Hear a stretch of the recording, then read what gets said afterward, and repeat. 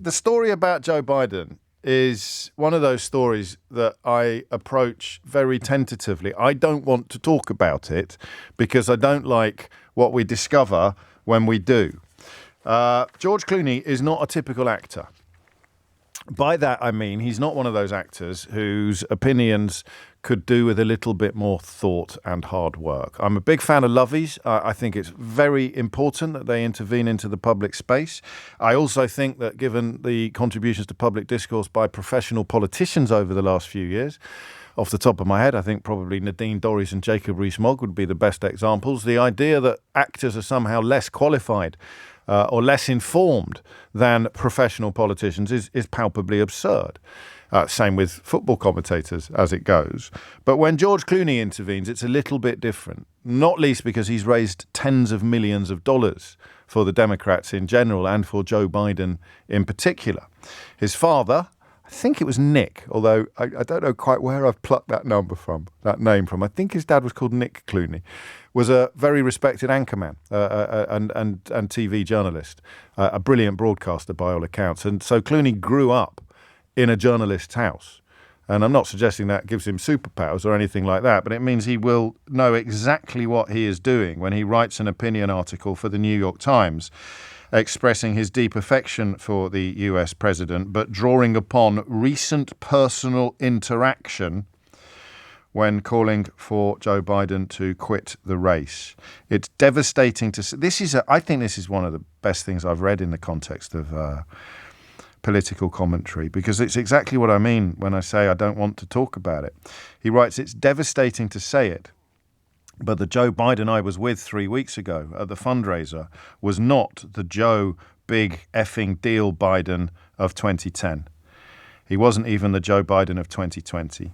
He was the same man we all witnessed at the debate. Was he tired? Yes. A cold? Maybe. But our party leaders need to stop telling us that 51 million people didn't see what we just saw." And then the absolute kicker. We are not going to win with this president. You've completely overrun my inbox now with suggestions as to what the missing word might have been in that headline, so much so that I'm not sure I can even begin to scratch the surface of it. I'll try. It wasn't Brexiteers, Steve, and it wasn't life-size models of Rishi Sunak, Rich, who's in Bristol. I'm told Toby Tarrant has already covered this story on Radio X, but I'm banking on the fact that most people won't have caught that because they would have been too busy listening to me. So it is to Joe Biden that we turn our attention next. And it is proof, isn't it, of the pudding we shared together last week. I asked you the question about whether or not, knowing what you know about people of a certain maturity, watching what could only be attributed to age-related decline, so specifically not dementia, not a diagnosable condition even, but because you've got someone in your life that you love. And indeed, I think we took a couple of calls from people who put themselves in this category. You know that what you are seeing is not a temporary aberration. You know that it is part of a escalating or accelerating pattern. And although we derived a little bit of optimism at the end of the conversation by playing a clip from a rally that he attended the following day when he sounded full of pep, what George Clooney has done is essentially zone in on the fact that that will not and cannot be the only time that Joe Biden's cognitive functioning will appear to be stuttering. It's an unfortunate choice of words given that he actually has a stammer, but you understand what I mean. So what I don't get, and what I want you to tell me, is how it even matters in the context of Donald Trump's depravity.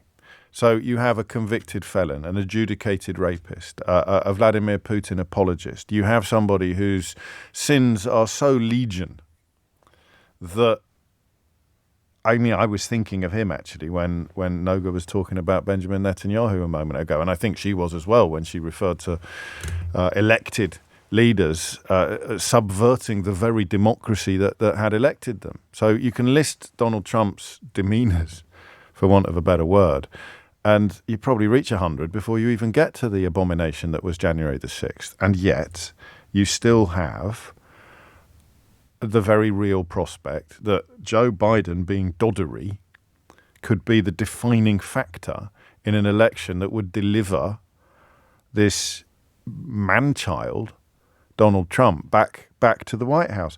And that's the bit I don't get. And I wonder whether you might have a crack at explaining it to me. So it makes sense and it doesn't make sense. It makes sense and it doesn't make sense, doesn't it? Because, I would rather have a tin of rice pudding as my prime minister than Donald Trump. And I almost mean that literally.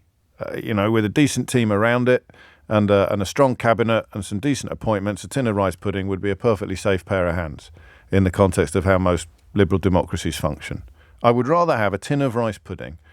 Anyone else just suddenly thought, do you know what? I haven't had any rice pudding for ages. I like a rice. Do you ever make your own rice? I love rice pudding. Oh, when you make it yourself, it gets a skin on top and everything. It's delicious.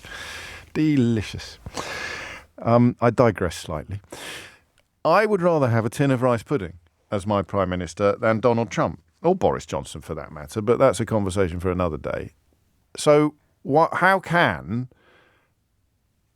explain to me how Joe Biden's, what's the best word to use here? Dodderiness is quite a good word.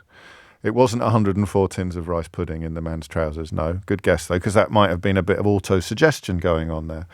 He wouldn't be able to walk with 104. No, I mean, what if they were stacked on top of each other? He'd be 30 feet tall. Anyway, how can Joe Biden's dodderiness be a defining factor in an American election when the opposition is a criminal sex offender? 0345 6060 973. That's what I want to know. In a way, it's the old question about how can anybody vote for Donald Trump when he's so obviously disgusting. But we don't get to use the Atlantic as a safety blanket here because we've just put someone in the House of Commons who's essentially a cheerleader in chief for Donald Trump, both in this country and over there. So you know that Nigel Farage doesn't care about Donald Trump being a convicted felon or a self-confessed sex offender or an adjudicated rapist or an enemy, a proven enemy of American democracy, up to and including inciting a mob to attack his own vice president. The list is extraordinary. It sustains only in a world where alternative facts have been offered up as a choice. I'll never forget that moment when Kellyanne Conway used the phrase alternative facts to describe lies. Understand that, and you understand much of what's happened on both sides of the Atlantic, across the stable West in recent years, where Vladimir Putin and useful idiots have managed to, if you like, conflate facts with falsehoods by claiming that they sort of balance each other out. It's kind of what Elon Musk is doing to Twitter at the moment. But I keep digressing, and I keep saying I digress. What I should do is stop saying I digress because I'm no longer digressing. You know more about American politics than I do, quite possibly, or you know more about psychology or electoral shenanigans than I do. So why is Joe Biden's dodderiness so definitive when his opponent is so disgusting? 0345 6060 973 is the number that you need. That's the question. Why is Joe Biden's dodderiness so significant when his opponent in the imminent presidential election is so objectively disgusting? That's the bit I don't get. I don't get how you could be wavering. So here is a disgusting man, and you're comfortable with him being disgusting, okay? In fact, you like it. You love it. It's fantastic.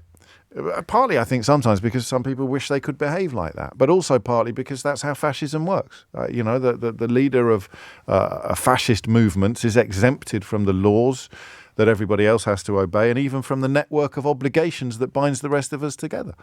But the bit I don't get is how anybody could be looking at the American presidential election and thinking to them, it'd be like if someone had stood against Hitler with a decent chance of winning, and there would have been a significant swathe of the German population going, oh, I'm definitely not voting for Hitler. And then the other guy sort of falls over or eats a bacon sandwich badly. And you go, oh, no, actually, I am going to vote for Hitler. So Trump is so objectively and so obviously awful. How on earth can the dodderiness of Joe Biden be pushing undecideds into the arms of the self-confessed sex offender? That's the question I want you to answer.